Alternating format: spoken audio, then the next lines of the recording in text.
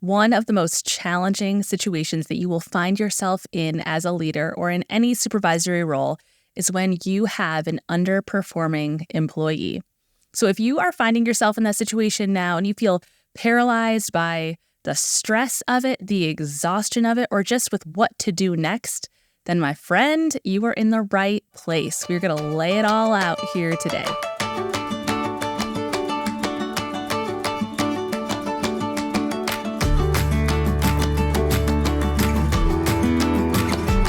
Hey there, it's Carolist, your leadership coach. Welcome back to the Culture Keepers podcast, where we discuss topics that empower you as a leader to cultivate a thriving workplace culture where your team members are what? Happy and high performing. That is what we want. But today, unfortunately, we're talking about the underperforming employee. And if you have been a leader for any amount of time, then you have had an underperforming employee. If you have been in the workplace, if you've worked for any period of time, you've probably had seasons where you have been an underperforming employee, right? So today we want to take a look at this whole situation and we want to take it one step at a time as to how we can just confront these situations, how we can work through it for the best of our people, for the best of our team and our organizations. So before we get into it, I want to just kind of level set. And when we talk about underperformance, what do we mean? It could mean all sorts of things, right? So when I think about it kind of in two categories, which is like work performance and cultural performance. So if you have someone who's underperforming in the performance category, then I'm thinking like their work is late, their work is not done at all, or their work is not great quality, right? Like they're not adding value by what they produce every single week. Cultural performance is when you're starting to see that their values aren't aligning, right? There's conflict. There is they dismiss receiving feedback. And if that's something you see, then I have a feedback episode. I will link that below. You should go back and listen to that. But essentially, they're contributing to a negative or a toxic workplace culture by the way that they act. And it could even be culturally, like they don't necessarily even align with how you all have decided to do your work. If you're working remotely, there are certain cultural norms to how you do your work, when you do your work, how you submit your work, things like that could be out of alignment. And so you're seeing that level of underperformance, both of which are really hard and really exhausting. And, oftentimes we can look at those employees and we can just let's be honest, we think life would be much easier if they were not employed here. Like that is the fix to this problem because they are the problem.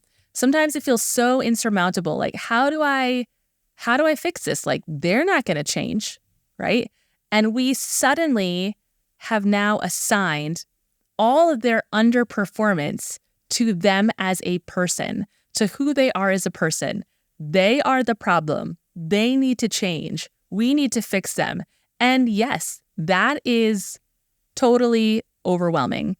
And it's pretty negligent, to be honest. Let me put it this way.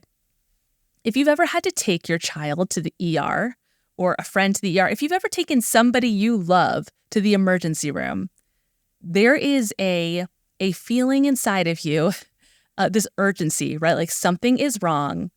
I know it is wrong, but I need you to be able to tell me what it is and fix it, right? I recently had to take my 5-year-old to the ER. We thought there was something going on with his appendix and he was in so much pain. And I got there and I just was, like, you know that there's other people there, but in the moment you're like, this is the most important one. Like, this is the emergency. Like, this child right here needs help. Something's going to happen and I need you to fix it right now. And, they're hopefully very kind to you. Our ER was great, but it took a while, right? Like, it took a while for us to get in there. And thankfully, once we got in there, they were able to use all these diagnostic tools, right? They used an ultrasound, they did a blood test, they did all this stuff to determine that he was going to be okay, that he was fine.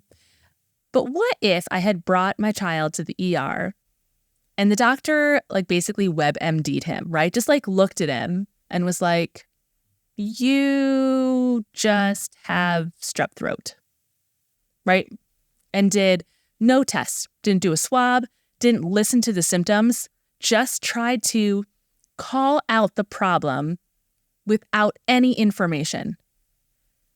That would be a hopeless situation, right? Like, that'd be terrible. You'd be like, this is someone who is so important to me, and you're looking at this with such a limited view. Like, you didn't even ask any good questions, right? You just looked at him and made a judgment call that could be fully inaccurate. Do you see where I'm going with this? When we're talking about people's livelihoods, when we're talking about people's jobs, they deserve the benefit of the doubt for us to dig further, for us to wipe off our glasses, right, to make sure we're seeing clearly and to not just see them as the problem. The answer isn't they stay or they go. They change or they don't. There are so many more variables to this. So the very first thing you should do if you have an underperforming employee is you say, hey, are you okay? Right? You ask. You ask if they're okay. As a human, just person to person, you're asking if they're okay. And the answers might surprise you, right? You have to start with empathy because you know it is worse than having an underperforming employee being the underperforming employee. It stinks. Have you ever been there? Have you ever been in a position where you know you're not doing a good job? It's the worst feeling. So as leaders, we have to start with empathy and ask, are you okay? And I want to ask you a hard question right now. When you're thinking about that one person, that one employee, it might be that right now as you're listening to this because you have an underperforming employee and you know that person in your mind. Is it hard for you to think about asking them, are you okay? Maybe not. Maybe that's not a hard question. I ask that because I've been there, where that person's performance has created such a narrative in my head about them that it's affected my ability to genuinely care about them. And so the idea of asking them, are you okay, feels fake. If that's you, you need to take a minute to take some ownership and really ask yourself if you have been empathetic to them and if you are struggling to genuinely care for them. That is not excusing all the things they are doing. Empathy is a prerequisite for leadership. Okay, so this isn't to condemn you and say you're a terrible leader, but it is to encourage you that the character trait of empathy is a prerequisite for being a leader. So if you are a leader, which everyone really is a leader, they have a sphere of influence which they have the ability to positively impact, then empathy is a prerequisite. And that means it's something we can all be better at. So if asking, are you okay, to that person is a struggle for you, acknowledging it is a good first step. Taking some ownership for that is a good first step. So once you ask, are you okay, a lot might be revealed. So you listen. And I wanted to say, by asking, are you okay, you're not asking them to share their life story with you. You're not a therapist. You're not expected to be a therapist. You're not expecting them to divulge information about their personal life. You're just opening up an invitation, right? So you can let go of any of that pressure to feel like, how do I help them if they tell me some serious things, or even that hesitation to be like, well, I don't want to pry. You're just asking, are you okay? Okay, so you can kind of put all that aside and just listen. And if they continue talking, maybe follow up with what else, right? Just allow them the space to talk. I think about seasons of my life where I was struggling with good performance in my jobs. And I think about what would have happened if someone would have asked me, are you okay? Here's what some of my answers would have been. I would have said, if I was being honest, I would have said, I am dealing with postpartum anxiety for the first time in my entire life. And I don't know what's going on with my body or my mind. And I have small children. And I want to do a good job, but my brain isn't working the way I'm used to, and I'm trying to figure it out. Here's another one. In another season of my life where if someone would have asked me, are you okay?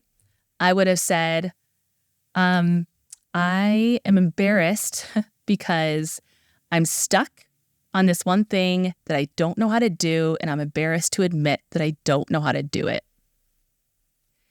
If you as a leader would have heard those two responses from the person you're asking, are you okay? Suddenly the curtain opens up, right? There's so much more there. There's things we can immediately help with. There's more empathy and grace we can have, right? And that doesn't mean that they're off the hook for their performance, but it means we have now such a broader understanding. We're not diagnosing the kid with appendicitis with strep throat, right? We are seeing it for what it is. We're asking the better questions. So first thing, are you okay? Once you've asked, are you okay, you've probably learned a lot. And you might have enough to work off of there. But the second thing is to just address it head on. So say asking, are you okay, didn't progress the conversation. And they said, yeah, I'm good. What do you mean? Right? From there, you need to address what's happening head on. And so often we don't like the conflict, right? Like we don't like having to get into it. And that makes us feel uncomfortable.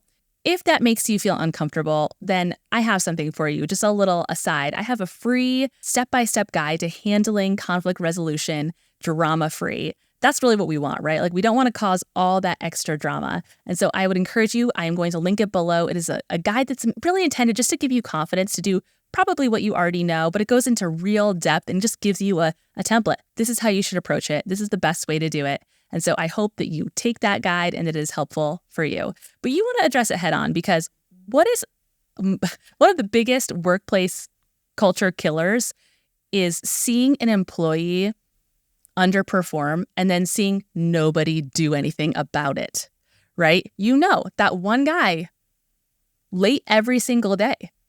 And you're like, when is someone going to say something? Or even you may have boss friends, like, other leaders, and they're complaining about their employees all the time. And it's the same story over and over and over again. It's like, well, what are you going to do about it? There is nothing worse than seeing someone underperform, not deliver a good product, act terribly, and nothing is happening about it. That is the worst thing you can do, is dismiss it or delay it. Both are equally bad. So if you can acknowledge that it's a continuing problem, then the biggest thing you can do is address it. And you simply address it by calling it as you see it.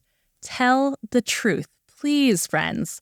It is so tempting to sugarcoat these issues because it's uncomfortable for us, right? To be like, I've been noticing that, I know the traffic is really bad between your home and here. I know that it's really bad, but, being late, whatever it is, right? Like all of a sudden you're starting to make excuses or you're sugarcoating it instead of being like, look, you've been consistently late and that just isn't acceptable. It's not what we expect here. We've been clear about our expectations, right? So you just address it head on. And it's not accusatory. You're just calling out the facts. You're telling the truth.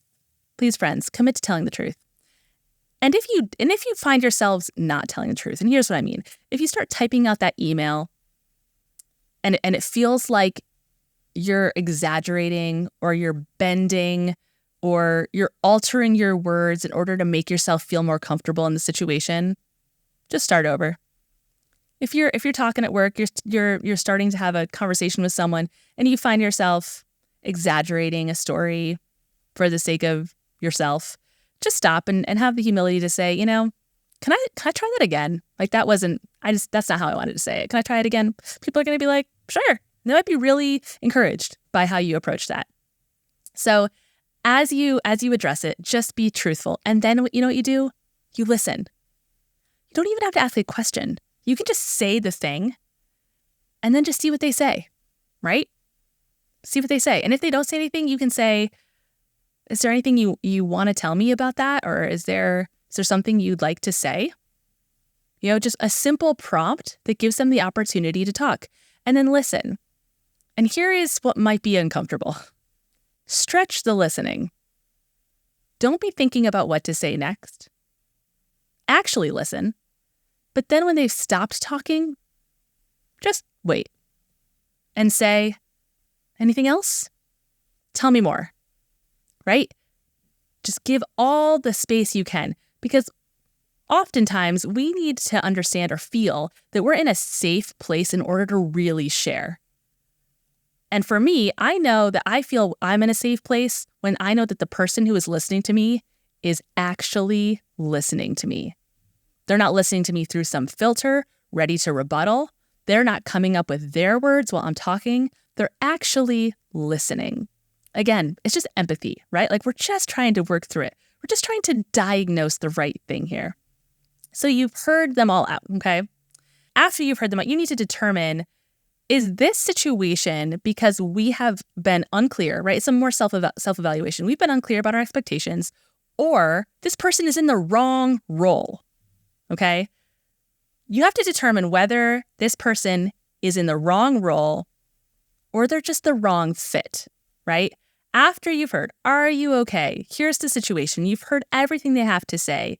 It might at that point be pretty easy for you to start to see the differentiation between the two of being the wrong person or the wrong role. And here's why it's so important. If this employee is correct, is the right person for your organization, they understand your mission, they align with the values, but they're struggling, you never let those people go. The people who get it, the people who are passionate about it, the people who have a willingness to learn and they have general competencies, they can be taught almost anything. You find the job that works for them and you have them do it, because those people are hard to find. What if your person is actually in their wrong working genius? If you don't know about working geniuses, please look up The 6 Working Geniuses by Pat Lencioni, another book that just blew my mind. You could have people that are fit to be in the C-suite, that are basically on your lowest level in terms of your org chart, right? Because their working genius is different. Or you could have had someone who was excelling and you just scooted them up to a management role and now they're fully out of their working genius and they're underperforming, right? So we have to assess, are they in the right role? Have we not been clear about our expectations? What can we own about the position that we have put them in, right? And once you have done that, you can decide really if they're a cultural fit or if they're not. So let's say you decide they are a cultural fit, right? So the next question is, are you willing to grow? Are you willing to be coached? It's just an honest question. They reserve the right to say no.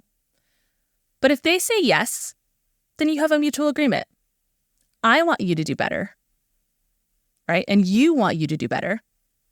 And that's so key. It is very easy to fall into workplace bias when it comes to people's performance. So as a leader, you have to be willing to ask yourself, do I believe that they can grow? Do I want them to grow? And if they grow, will I hold this over their heads? You need to be willing to really ask yourself those 3 questions. If you're going to be coaching the person, if you're engaging in this relationship where you're saying, are you willing to grow and be coached? Then I am willing to help you grow. You need to honestly take that inventory. I'm going to say those 3 again. You have to really honestly ask yourself, do I believe that they can grow? Do I want them to grow? And am I going to be willing to let this season of underperformance go and not hold it over their heads? If the answer is no, if you can honestly answer no, then you got to work through that, right, personally, but it might be a time where you pull in someone else. You say that I'm going to give you to another manager, another coach. We're going to contract out a coach, right? Whatever it takes to improve this person, because you are the right person and you are willing to grow, and I'm owning my issue here, right? It's so complex, friends. It's never just they are the problem. There's always so many variables that contribute to it. Okay, so let's say that you have determined that they are not a cultural fit, right? They might be the best accountant you've ever met, right? They might be the best whatever, but they are not the cultural fit. Then at that point, it's pretty important that you do the hard thing. And And here's why. Growing people's skill sets is super, super possible. Coaching people in their skill sets, it's one of the most joyous experiences you can have, watching someone grow. Changing people's value system or their work preferences is hard. I'm not saying it's impossible, but presenting them with the option of, do you believe under these circumstances, our cultural expectations for how we work, our cultural expectations for how we treat each other, that's not going to change. So are you willing to grow so that this will work? And if they say yes, then you have to determine whether that is worth the risk. I have admired so many organizations who've been able to acknowledge very quickly that this person is not going to be able to change in a period of time that is going to be safe for the future of our culture and our organization. And so they did the hard thing, but the best thing, right? The best thing for the organization. And let's be real, the best thing for the person, right? Because it doesn't make them a bad person. There is a company out there who's looking for them. So as you feel bad about firing someone, you feel so bad, there is a company out there who is missing their person. And there is a person who is struggling as an underperformer where they could be thriving over here. The marketplace is looking for that person. So by you releasing them to the marketplace, they thrive, other organizations thrive, and the opportunity opens up for you to continue to grow in health. Firing people is hard, right? It's like no one likes it, but it's just part of the job, right? It's part of the job, and you have to be willing to do it. And of course, this is after this whole entire process. So if that person has to be let go, it's super hard, but it happens. And if you care about your culture and you're serious about your culture in your organization, you will fire people. You have to. That's like the only way this works, right? You hire the right people and you fire the people who are not cultural adds to your organization, right? That's just how it works. It's hard, but it's what's best for both parties. So if you get through all that and your underperforming employee is on board, you've been able to diagnose some of these problems, you've been able to really affirm that they are a cultural fit, you've maybe been able to tweak their job roles or their incompetencies when it comes to certain skill sets. So the next thing is to come up with a plan, right? An improvement plan. And this is easy. It could be a 6-week plan, right? 6 weeks. These are our goals. This is how we're going to coach you. This is how we're going to help you. This is what we expect. And at the end of the 6 weeks, you reevaluate, right? And you go from there. So when you have an underperforming employee, a couple of summaries is just to remember that person is not the problem. There is so much more you can diagnose. To have empathy as a leader, to listen fully, and then to be willing to make the hard decisions. Okay, friends, I really hope this has been helpful to you today. I hope it's been practical and useful, and that if you are in this situation where you feel really paralyzed, that you know what you need to do next to care well for your team, your people, and your organization. If that's the case, if this has helped you, would you let me know by dropping a comment if you're watching on YouTube, or by leaving a rating and a review for me on your podcast platform? That would be so helpful. But thank you, friends, so much for being here, and I can't wait to talk to you again next time.